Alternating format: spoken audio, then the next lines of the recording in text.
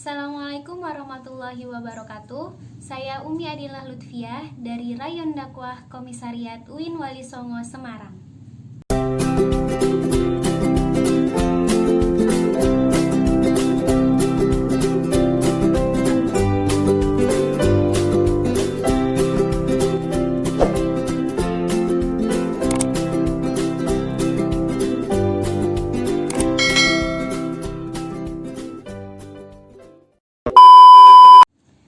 Dalam video kali ini, saya akan menjelaskan mengenai materi konsep aswaja sebagai dasar berpikir dalam gerakan Islamisasi di Indonesia.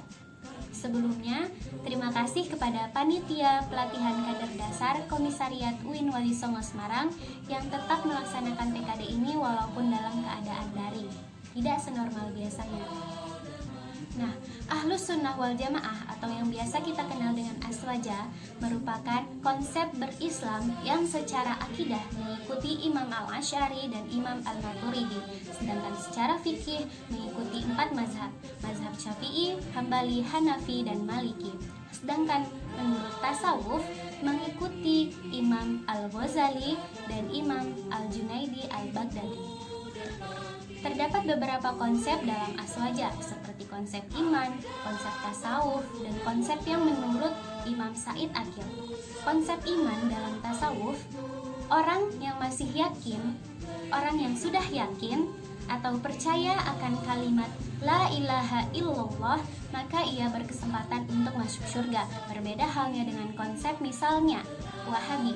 Mereka berkonsep bahwa orang yang telah melakukan dosa besar maka akan masuk neraka. Tempatnya adalah neraka dan tidak akan masuk surga.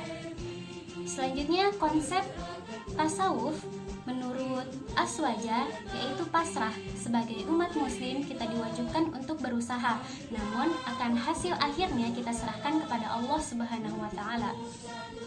Selanjutnya konsep menurut Imam Said Aqil ada 4: tawasud, tawazun, ta'adul, dan tasamuh. Tawasud yang artinya moderat, di tengah-tengah, penengah, tidak ke kanan dan tidak juga ke kiri, tidak radikalisme, tidak liberalisme.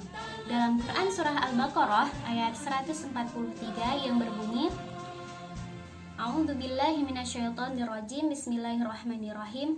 Wa kadzalika ja'alnakum ummatan wasatan litakunu syuhada'a 'alan nasi wa yakuna ar-rasulu 'alaikum syahida. Wa ma ja'alna al-qiblata allati kunta 'alaiha illa lina'lama man yattabi'ur rasula mimman yanqalibu 'ala 'aqibaihi. Wa in kanat lakabiratan illa 'alal ladzina hadallah. Wa ma kana Allahu liyudhi'a imanakum innallaha bin-nasi laraufur rahim.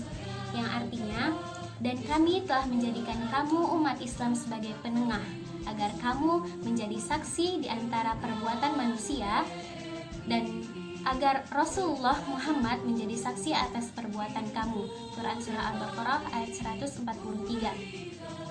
Selanjutnya tawazun. Tawazun yang artinya seimbang.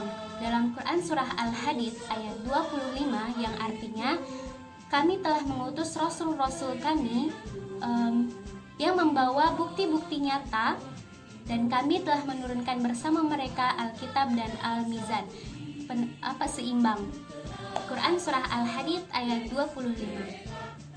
Selanjutnya ta'adul dalam Quran yang artinya adil. Adil yaitu menempatkan sesuatu pada tempatnya, melakukan sesuatu sesuai porsinya, sesuai kadarnya.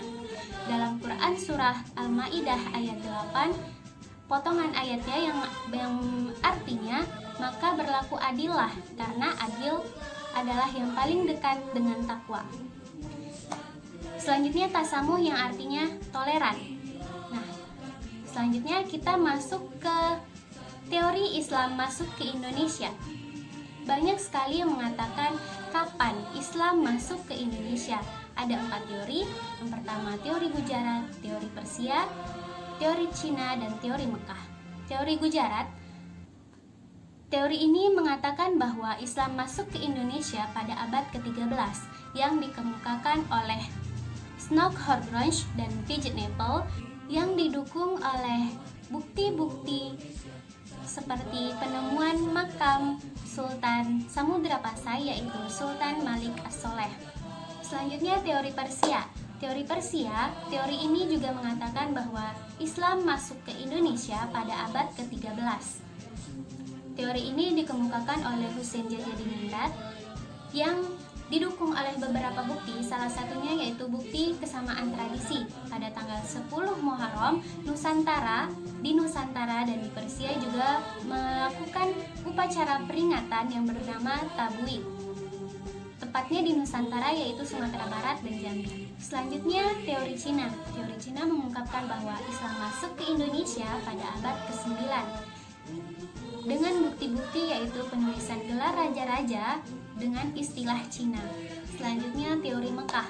Teori Mekah mengatakan bahwa Islam masuk ke Indonesia pada abad ke-7. Teori ini diungkapkan oleh Van Leur, Buya Hamka, T.W. Arnold.